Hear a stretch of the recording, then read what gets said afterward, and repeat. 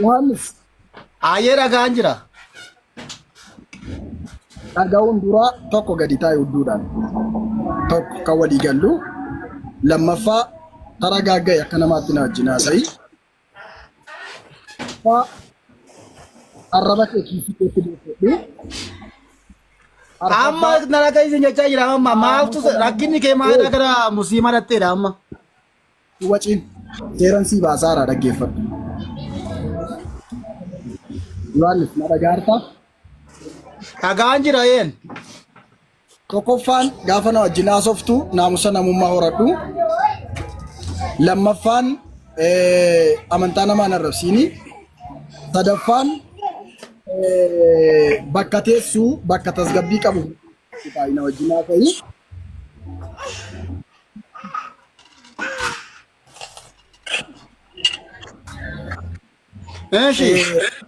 Deebiinsii deebisu baay'ee nan cannaqu. Mikinaatu akkaataan dhufaatii kee nama dadhabaa ta'uu waan natti argisiisuuf baay'ee natti ulfaatu. Achuma dura deessiin kaadha fi deebisi abbeen yeroon qaba yeroo si wajjin haasa'uun qabu waan ta'eef iddaa fi deebisiidha. Waciin ta'a. Simmeetiin kees gaafa Deeyaa sa'i. simmeetiin kee gaafa jaartii kee guutuuf akka riifata kaanaan turuun ta'u. Sagalee ol kaasan sagalee kee baay'ee dhagaan jiru. Baay'ee haadha manaa biraa baay'iti firii ta'ii nattaasa'i. Anis immoo haadha manaa yookaan haadha manaa kee biraa baay'eetan dhaqa. Taap godhamee harkaan. Maaf na barbaaddeem.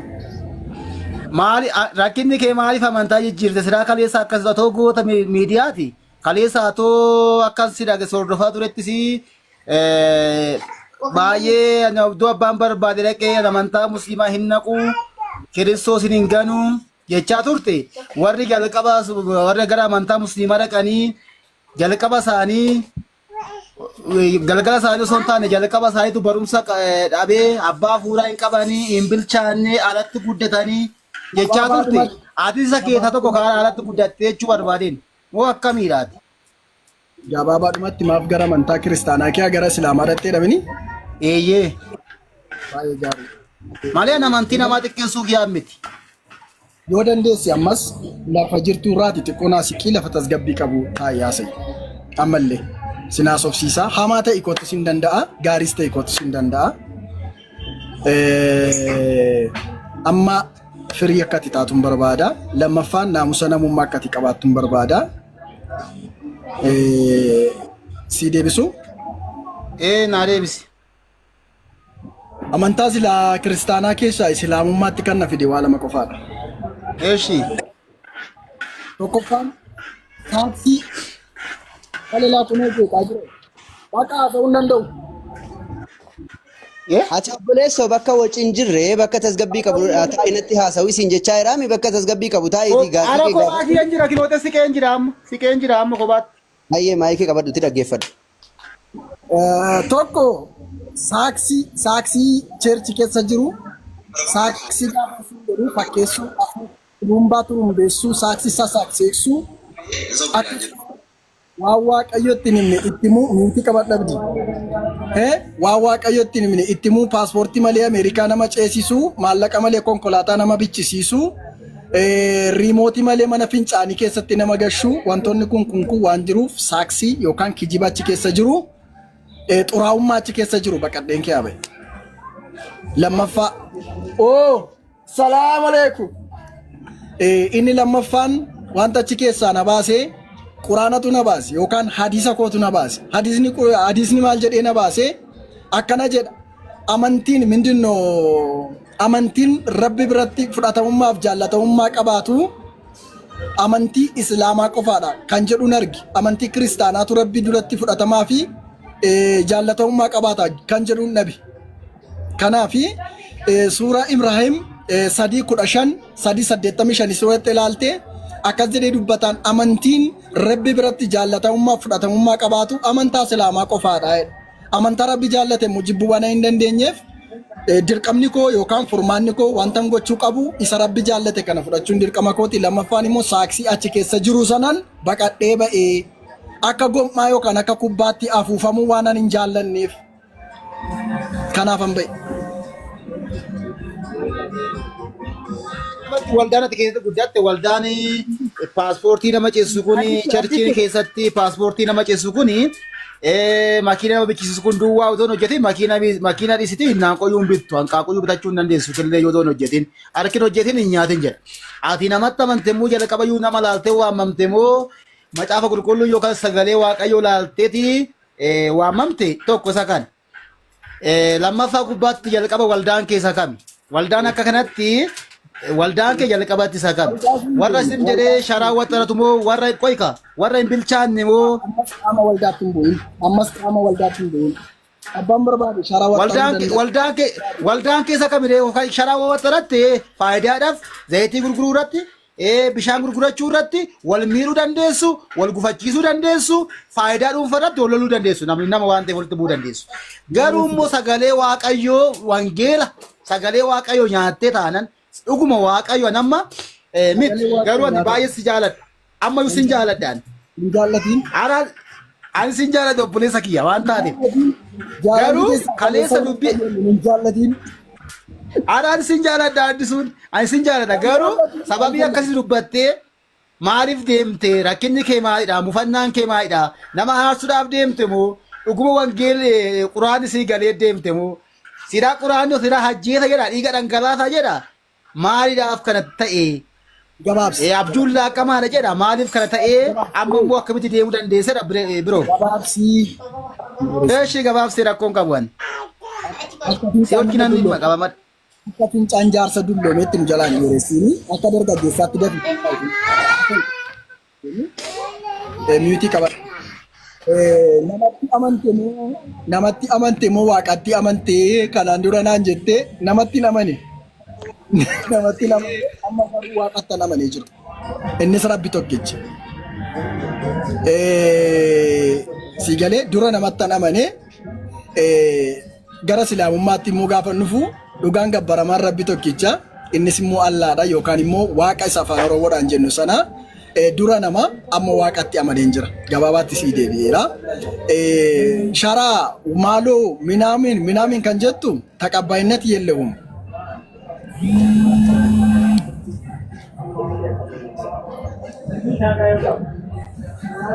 Taqabbaayinat yellehum. Akkas jechuuni abbaan barbaade sharaa jala taa'ee abbaan barbaade fooqii jala taa'ee abbaan barbaade mana jala taa'ee abbaan barbaade muka jala taa'ee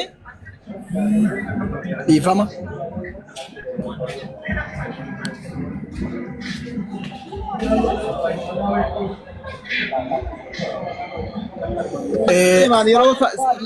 Ila qoy kaasa miti dhumni ke ila addisuu sitan nu badara kai salphattee deebita la salphattee deebita suummoo catee taatee deebita dhuguma dhugaa suummoo catee taatee deebita in salphatta garuu dhumni namni kiristoos hin gane yuudaan gooftaa yesuus kiristoos dabalee gane gaafa dabarsee ganu marrimaan isaa tarsee du'a taane du'e namni yesuus hin gane jireenya biraa hin jiru halla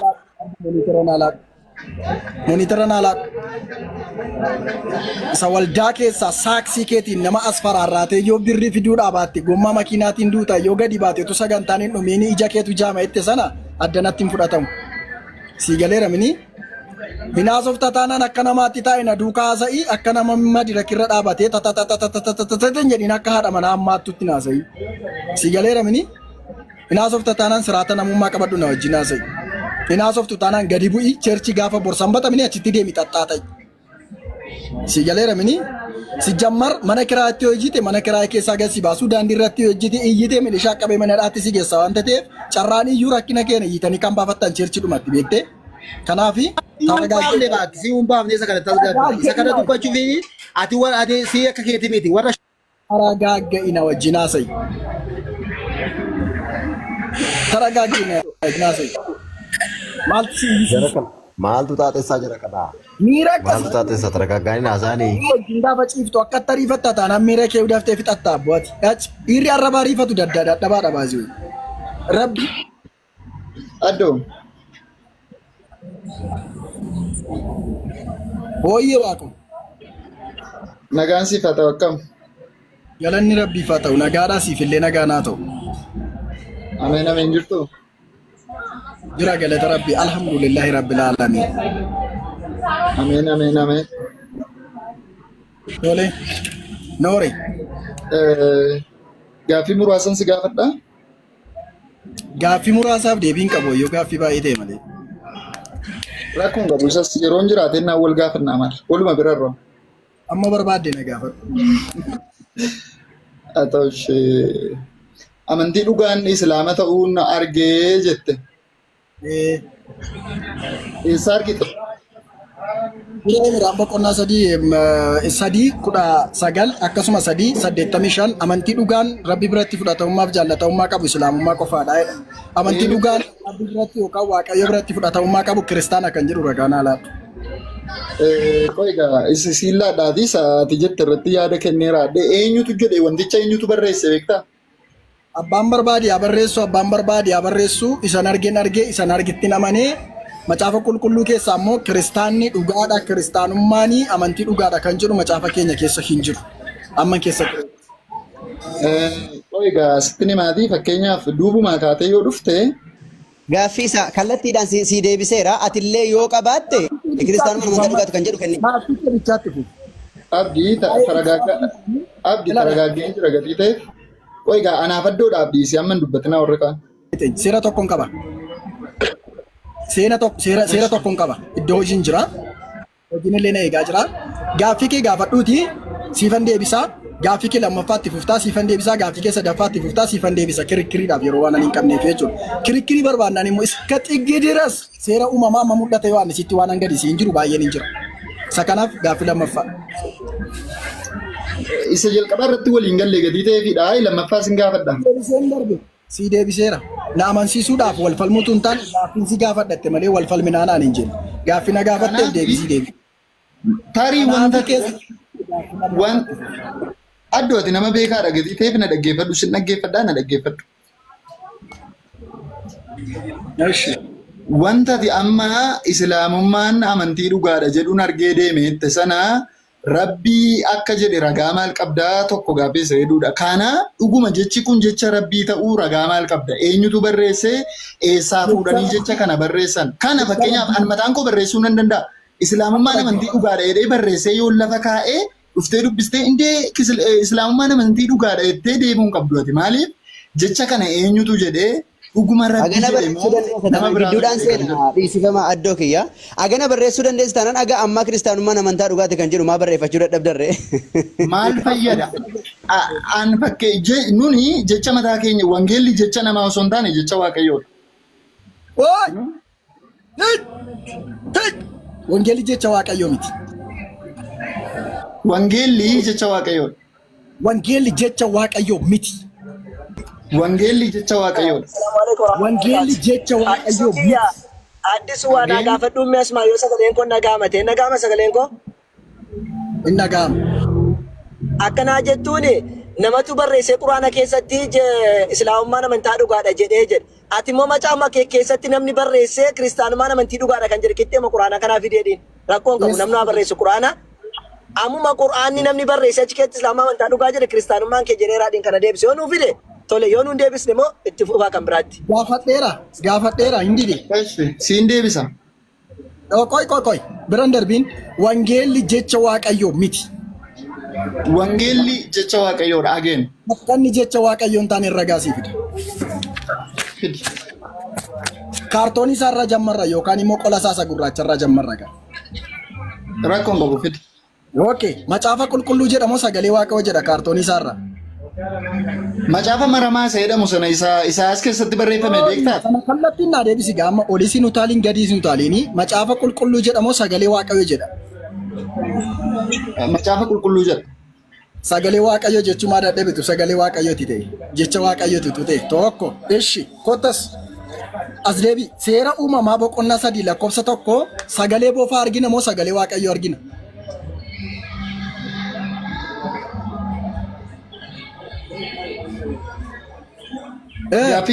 Gaaffii kee sirreessis dhaggeeffataan jira? Ajjalleem si sirreessan jira. Seera uumamaa boqonnaa 3 lakkoofsa 1 kufaatii addaamii fi waan hin gaafanuu kaa'uu sagalee boofaa argina moo sagalee Waaqayyoo argina iddoo sanatti? Sagaleen hin dhaga'ama beektanii? Sagaleen wanta dhaga'amu wayi tokkodha. Jecha wanta dubbachuu barbaada. Jecha bofa. Poolisiin utaaliin garsiin utaaliin adaaraa rabbi yoo wangeelan jaallatta ta'e ittiin dabaliin irraan hir'isiini. Iddoo sanatti sagalee see bofaatu jira moo sagalee waaqayyootu jira? Dubbisi jechi sun maal jedha? Eeshi. Silkii tirfii qabdaa? Silkii tirfii qabdaa? Firoo macaafa qulqulluu qaba silkiin kee? Dubbisuu waajjo. Bisaabii warri kaan dubbisan rakkoon hin jiru adda isaa shiruu jiru rakkate. Sibaa dubbisan ijoolleen jiru asirra. Naa dubbisi waa'ee kufaatii argamu. Okay. Yeroo isheen itti goyyomsiteeti waanii fi addaamiif wanti nyaachiste sana muka wayinii nyaachiste sana. Eshi. Bineensa bakkee Waaqayyo gooftaan uume hundumaa keessaa bofni caala haxxee ture. Innis dubartittiidhaan dhugumaan Waaqayyo ija mukattii iddoo dhaaba kanaa keessa jiran hundumaa irra hin nyaatin isiniin jedhee bofichi. Jechi kun jecha eenyuuti? Bofatu dubbata. Jecha bofaati. Eeshi dhaabadhu. Abdii Muusaa wangeela Maatiyos boqonnaa 4 lakkoofsa 4 naa dhaqe. Okay.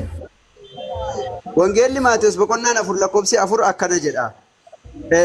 Lakkoofsa sadiirraa yommuu inni isa qoru dhufee ati dhugumaan ilma Waaqayyoo yoo taate dhagoonni kun buddeena akka ta'aniif abboomittiin jedhee. Iddoo kanatti Yesuus Seexanni immoo lakkoofsa 5 irratti Seexanni ammoo gara mandara qulqullummaatti isa geesseedhe akkas jedhee itti fufa. Ati dhugumaan ilma Waaqayyoo yoo taate kanarraa of gad darbadhu ittiin jedhe. Baay'ee gaariidha. Dhaabbadhu iddoo kanatti sagalee eenyu argina? Sagalee seexanaa argina.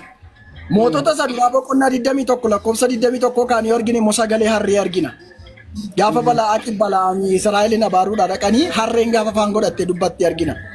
As deebinee immoo yoo dhanne seera hundinoo macaafa Lewwotaa keessatti yoo dhanne galree ekeraan gaafa isheen dubbatti argina.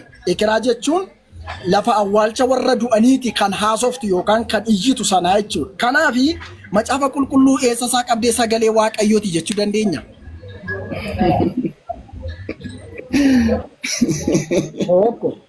Lammaffaa immoo kanan si gaafadhu waa laman si gaafadha deebiinuu laadhu. Tokko kiristaanummaan karaa sirriidha kan jedhu tokko ragaa naaf fiddaa. Lammaffaan immoo macaafni qulqulluun sagalee waaqayyooti kan jedhu ragaa naaf fidi. Kanu. Thank you. Baay'ee Waaqayyoo si eebbisuu eebbifamii. I'm very ashamed. Maafin qaanaa sitti fakkaate kun hundumtuu utuu siin galiin gaafa ati barsiisaa turte, gaafa ati lallabaa turte, gaafa immoo taa'ee si dhaggeeffachaa ture, baay'een qaana'an ture. Dura jechuudha. Akkasii dhaabi gaafa deebisisu waan biraadha. Arraba kophaatti dandeessa mana kee banattee. Amma qaxxitaa gaaffii si gaafate qofa deebisiif. Personal attackii mana kee fudhuu gali. Kun gaaffii gaafatamte deebisuuf asirra dhuftee waa'ee isaa dhiiste waan si gaafate qofa deebisi. Eeshi miyuutii qabadhu.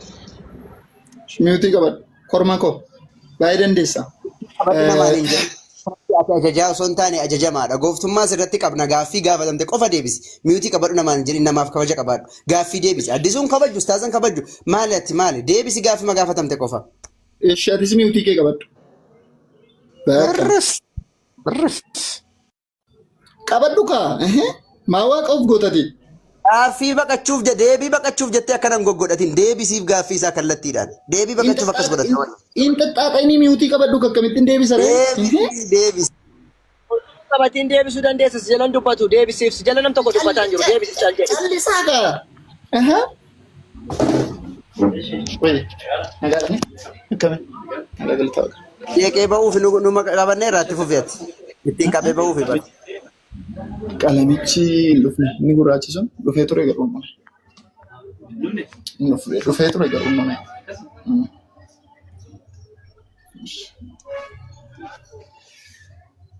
Sorry, dhiifama.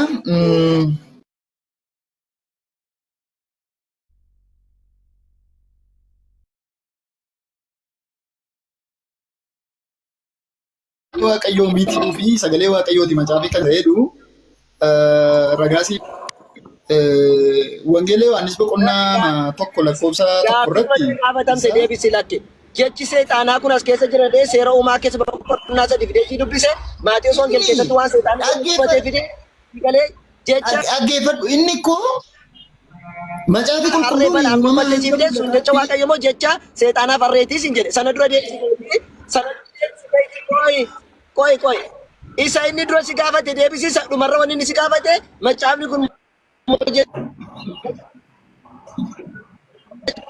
Waaqoo Waaqoo wayye. gaafii siin jedhe isa inni si gaafate dura deebisi. Banatin faaye. amma Banatin maayikii. amma akkamidha beektaa kan isaa si gaafatan deebisiif akka hubattetti akka beektuutti kan isaa si gaafatan deebisiif yoo hin dandeenye immoo naasa'iin callee namoonni danda'an haa ta'an haa dubbatan. እሺ በቃ ኤላ አዲሱ ነለጌፈር አጅ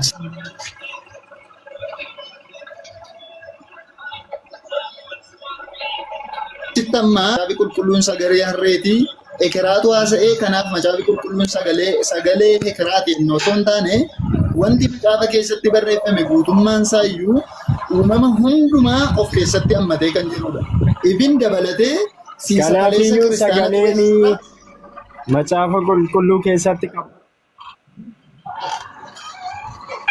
Abbo maayikii qabadhu connection ijaa jamaa maal taatin warri modereetara connection tiktokiin rabbashuu jira nama irratti maayikii qabuu hin danda'u nama jala dubbatu maayikii irra qaba. Taaptaabii godhaa sagalee nagaa qabu jira. Gaaffiin koo kanan si gaafadhe gaaffii lama qofaadha. Amantiin kiristaanummaa irratti duratti jaallatamummaa qaba kan jedhu ragaanaa. Lammaffaan immoo sagalee waaqayyoo midhaanii qulqulluu kan jedhu ragaanaa laatiin godhe fixeera. dhiifama bilbilatu narra seene al tokko. Macaafi qulqulluun uumama hundumaa nama sagaariis nama sa'amaas isa ormaafis barreeffameera isa amanaafis barreeffameera. Macaafi qulqulluun guutumaan guutuutti of keessatti hammateera. Ibin quraannati amma jettu kun parsantiin 50 ol macaafa keessaa bahee barreeffame. Maaliif jedhe barreeffamuun macaafa qulqulluu yoo xiqqaate waggaa 1000 ol quraana dursa. Namni kamana kana hordofaa jiru hin jiru jechuudha. Dhageeffadhu waggaa 1000 ol dursa. Nabii Muhammad kan dhufee dhalate. Nabii Muhammad utuu hin taane waa'ee quraanaa utuu hin taane macaafni qulqulluun sagalee waaqayyooti kan jedhu ragaanaa kenni bichaan si gaafachaa ramman. Maaf utaaltaa?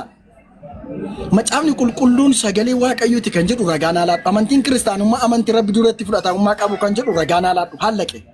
Asin utaaliin achin utaaliin kan maduwaadha.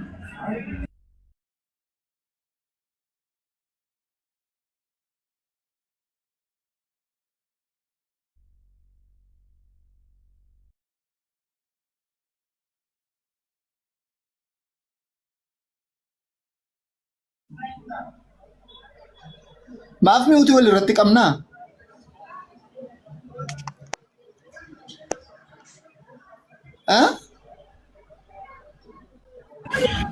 Dhaqoo. Maalidha kun? Iskiriiptoodha. Maalaan sitti argisiisaara? Iskiriiptoon sitti argisiise miti?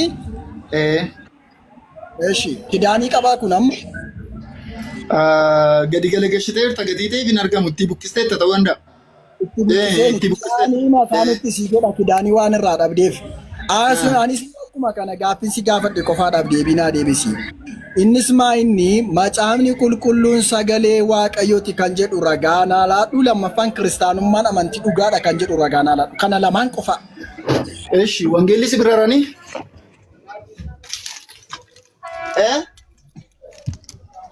Siifin kenna qaxalee koo.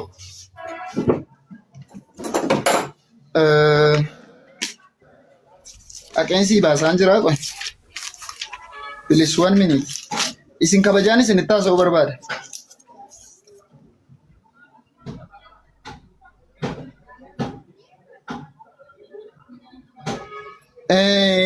Roomee boqonnaa tokko lakkoofsa 16. Qaqaa baafadhaa. Dubbisi maalaallanna dubbisi. Eeshi garee shawaadaa dhaggeeffadhu. Garee shawaadaa moo shawadaadha? Eeshi ani wangeelatti hin qaana'u. Beekta kutaa sana. Ani wangeelatti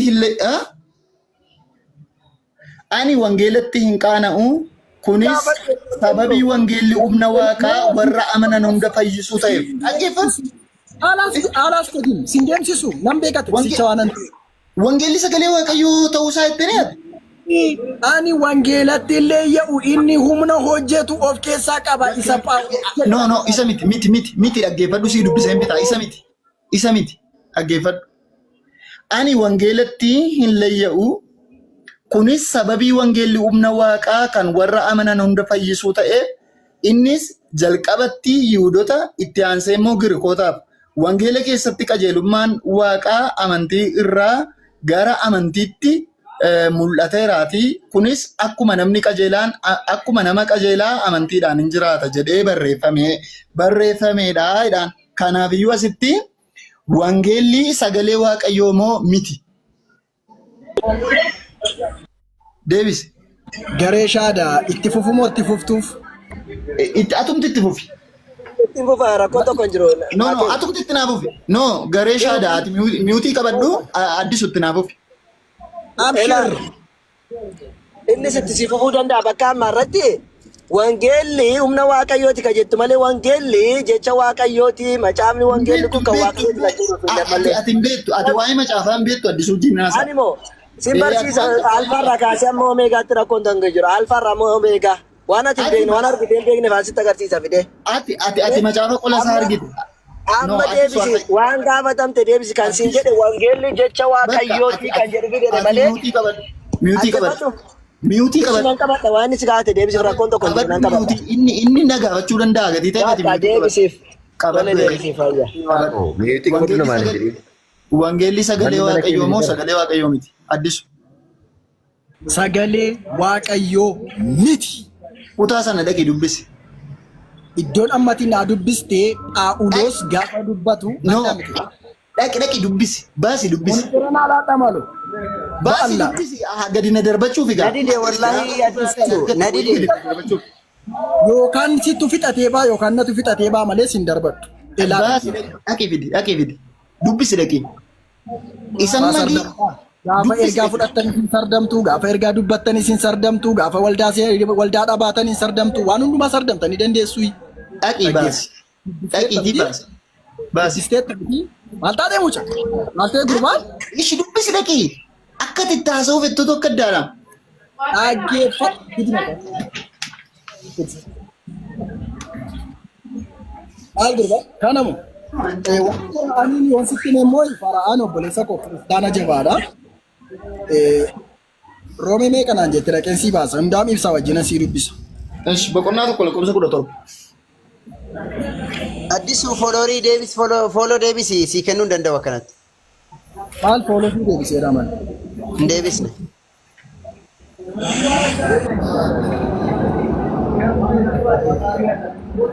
Ay, muyutii ma bichaan nu hordofaa rakkoon qabu. Roomee.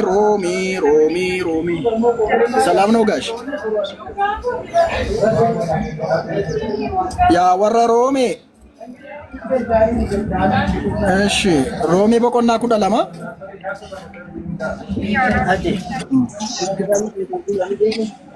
Kudha lama meeqadhi?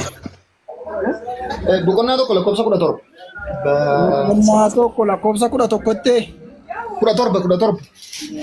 Fayyaa irraa dubbisi addisu. Akkas jedha nan dubbisa. Qajeelummaan Waaqayyoo namaaf kennu amantii irra hin dhaabbata gara amantiittis nama hin geessa. Nus mormiin qabna. Kunis wangeela keessatti mul'ata akka facaafamee jiru namni amantiidhaan fuula Waaqayyo duratti qajeelaa ta'e hin jedhu minno. Hin jiru. Roomee meeqatte? Hin jiru. Innumtammati dubbiste usii harkaa bade. Innumtammati dubbiste usii harkaa bade. Innumtammati dubbiste usii harkaa bade. Roomeen namatti natti himte hin jedhu akkas. Waa'ee amantiitiin jaalala argachuu yookaan immoo wanti ta'u ishi humna wangeelaa dhaqeensi sirreessee sii dubbisa. Ani wangeelatti yella'uudha 16. Dhagaa maaramini ani wangeelatti yella'u inni humna Waaqayyo isa warra amantii qaban hundumaa duraan dursee warra Yihuudoota akkasumas warra Giriikota fayyisuudha. Iddoo kanarratti asii dubbachuu barbaada. Iddoo kanarratti Phaawulos warra Roomaatiif gaafa barreessu laga qarqara yookaan immoo mana hidhaatii ba'ee garaagarummaa ji'a 3 gidduutti qarqara galaanaa keessa taa'ee ergaa kana warra Roomaadhaaf erge. Eewutu Phaawulos maal jedhee? Ani yoo reebame illee yoo maal ta'e illee wangeelatti yella'u innoo maaloodha humna waaqayyooti jedhe malee sagalee yookaan jecha waaqayyootiin jenne. Isayyuu namootaaf utuu hin taane saba lama qofaadhaaf kan dubbatamedha. Innis eenyuufi warra Yihuudoota akkasuma immoo warra Giriikotaatiif ergaa kana erge malee warra guutummaa guututti addunyaadhaaf jedhee utuu hin taane saba lama duwwaa maqaa dha'ee dubbate Phaawulos iddoo kanatti. Isumaayyuu jecha waaqayyooti jedhe utuu hin taane humna waaqayyooti jedhe. Humna jechuuf sagalee jechuun walqixa miti. Humni paawariidha, sagaleen immoo saawundiidha. Saawundiin humna ta'ee hin beeku, humni immoo saawundii ta'ee hin beeku. Phaawulos jecha macaafa qulqulluu ibsachuudhaaf jara warra Giriikotaatii fi akkasuma warra Yihuudootaa amansiisuudhaaf warra Roomaa keessa warra jiran kanatti sagalee kana dubbateen humna wangeelli humna waaqa waanta ta'eef amansiisuudhaaf yookaan kaafarsiisuudhaaf akkas jechisiisaa ture. Malee sagalee waaqayyooti yookaan jecha waaqayyooti jedhee hin keenye Phaawulos. Kan biraa qabda? Baay'ee galatoomii kun amma karaarran deemaa jira. Dhugaa rabbiiti laa akka gaariitti ibsite. Anis kanuma sitti himuu barbaade. Egaa wangeelli humna waaqayyooti jechuun sababa galumsaan taatu sirriitti ibsiteenis sababa galumsaan taatu jecha waaqayyoo yookaan immoo sagalee waaqayyoo akka hin taane amanii darbi. Siif hin bilbilamee naasofna amma karaarra deemaa jira. Thank you dhugaa. Quraanis baay'ee akkuma kanatti barreeffame namumatu akka sadee barreesse malee rabbii waan ofiisaati ergaa dabarse wayii tokko hin qabu. Waaqa achumaanan dhaamsa wayii sitti hima. Rakkoon qabu. Siin dhaama. Macaafa qulqulluu keessaa waa afurtu wal. Tokko jechoota Phaawulosiif jechoonni Yesuus baay'ee warra rukutu. Lama jechi Yesuusiif jechi Yesuus baay'ee warra rukutu.